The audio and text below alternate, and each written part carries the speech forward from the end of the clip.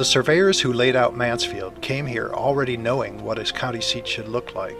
They were from New England, whose idea of a town was based on the tradition of a public square that all the citizens held in common, and every burg in colonial America had a commons, from little village greens to massive public squares. It's a concept that came from Europe, where public markets were set aside in every kingdom, and started in ancient Greece, where democracy was born. So when democracy was transplanted to the Ohio frontier in 1808, Mansfield had its square, specifically designated as the Civic Center. It was first cleared during the War of 1812 to protect the settlement, and as the town grew around it, the square was just a lot full of stumps. The settlers who came here were mostly farmers, and when the railroad came to town that could ship their crops to big cities, everyone brought their produce to Mansfield, which became a market town. In the middle of the square was an open-air market house, and for 30 years there was a lane through there so wagons could get to the hay scales.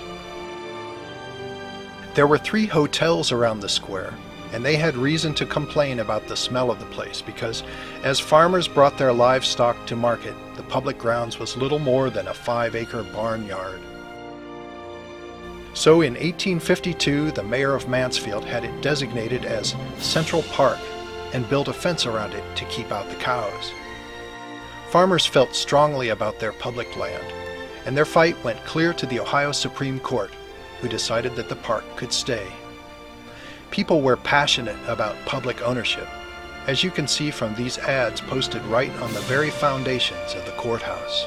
They championed democracy and used the Central Park for every matter of common urgency or political debate, raising their issues very publicly.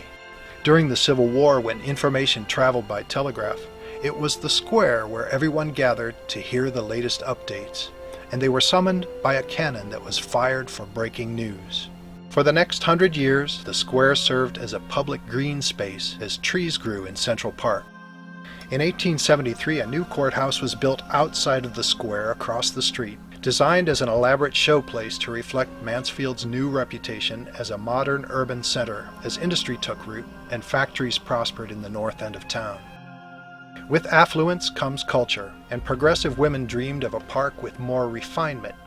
So they started with a city bandstand, and in 1881 they got a public fountain, followed in time by appropriate war memorials made of cannon, and a Civil War soldier. By the turn of the century, Central Park was lovely to look at, but store owners thought that the square would smell better if horses parked somewhere else. So one night when no one was looking, all of the hitching rails were removed. There were livery stables for horses a block away from the square, but no one really wanted to walk, so Central Park was the site of a massive protest. As the heart of the community, the square serves as an expression of the city's conscience. It's where the soul of the people is made public and memory becomes history. It is a proving ground for the principles of the Republic, where leaders appear in the open and anyone can see them face to face. The square is where we, the people, member ourselves among the tides of humanity in creating the time we live in. It's a sacred trust. Stepping onto the square, you join generations before you who, in that same space, gave voice to the American spirit that changed the world again and again. The public square is a manifestation of the best we are. It's open to all regardless of what you have or who you know. As the official center of attention, it's where the community chest and United Way are always tallied. And in the 1930s, when gypsies came to this area for clan gatherings, they camped in the square because it's the one place that isn't private property. Left to grow year after year, the park came to be a little forest. And the space that started out in 1808 as a clearing in the wilderness was now just exactly the opposite, a wooded sanctuary in the midst of block after block of brick and concrete. It was the shady spot to catch your breath in the middle of the busyness of downtown. And in the center of town was where the old fountain flowed, alive with goldfish and laughing children, and waterfalls like raw life bubbling up from a wellspring deep in the earth, where you pause to reflect in the pool. After 100 years, Central Park had matured into the grove envisioned when the town was young.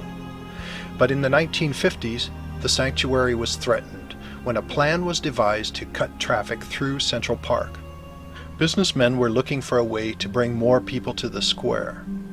It was not a new problem. Shop owners had been saying the same thing ever since the introduction of the automobile.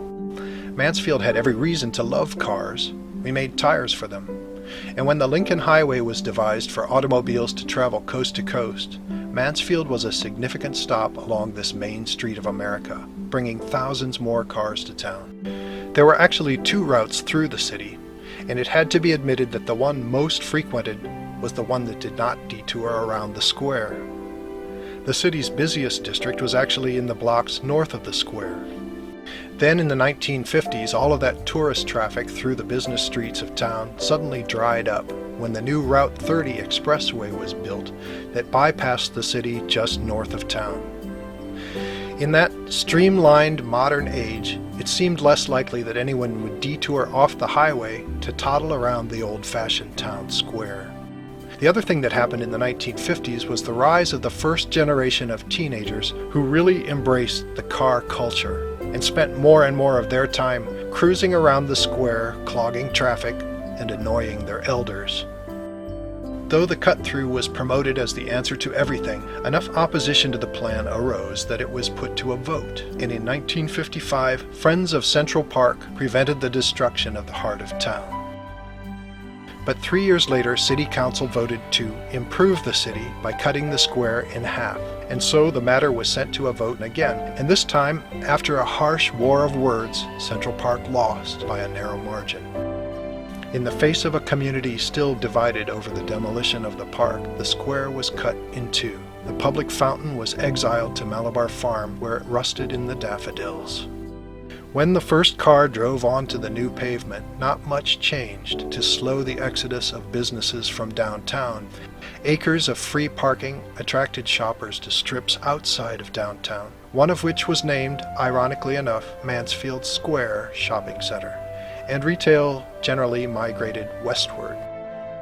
Faced with a rapidly collapsing downtown culture, measures were taken to revitalize the square, like a new streetscaping, the restoration of the public fountain, and a beautiful new version of the old bandstand. The square remains the conscience of Mansfield, but no matter how wholehearted the message, it can be spoken with only half of the heart of town. Our square is the one place in town that holds the memory of every generation of people who have lived in Mansfield.